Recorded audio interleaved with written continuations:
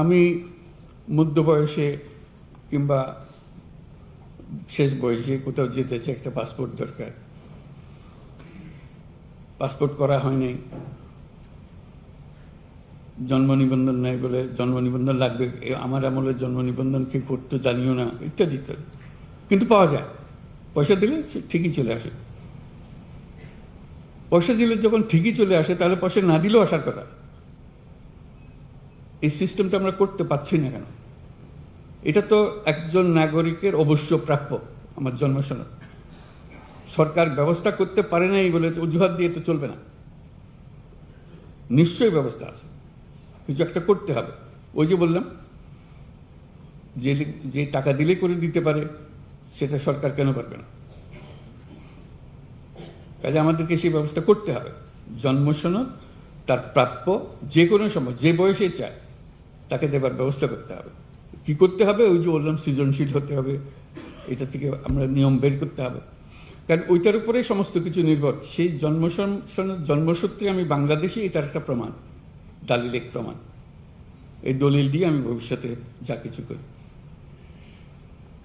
ওইটা না হলে এনআইডি পাওয়া যাচ্ছে না, এনআইডি না হলে পাসপোর্ট পাওয়া যাচ্ছে না, সব আটকে গেল সবকিছু।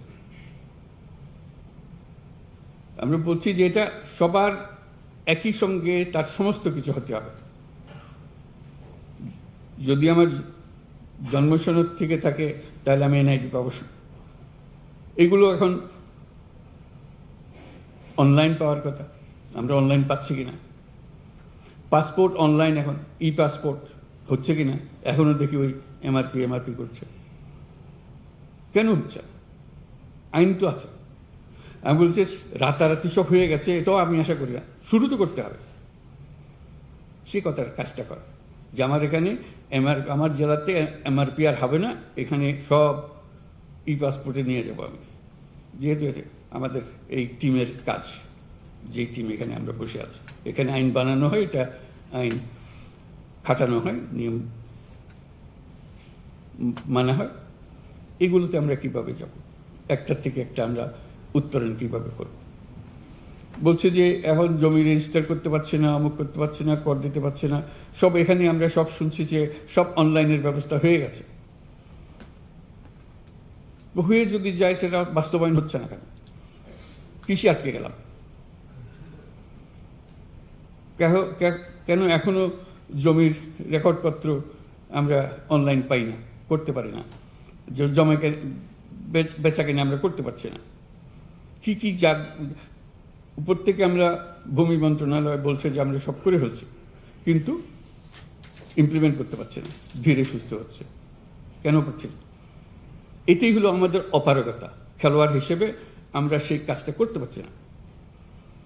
সেই খেলোয়াড়ের যোগ্যতা অর্জন করতে হবে, যে আমাদের অনলাইন যেগুলো হয়ে গেছে, অনলাইনের সিরিজ হয়ে গেছে, অসংখ্য জিনিস অনলাইন।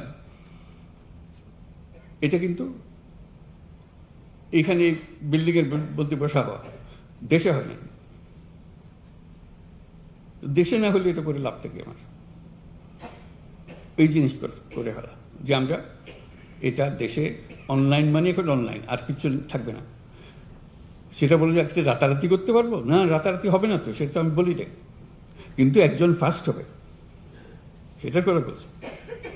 এই অনলাইনের জন্য এক জেলা ফার্স্ট হবে বলে আমি সবটা করে ফেলেছি, অথবা আমি ই পাসপোর্ট করে ফেলেছি, এটা 100% আমার জ্ঞান। আমি জমির যত কাজ আছে সব অনলাইন করে ফেলেছি, ফার্স্ট হয়েছি আমি। এটা তো হতে পারে।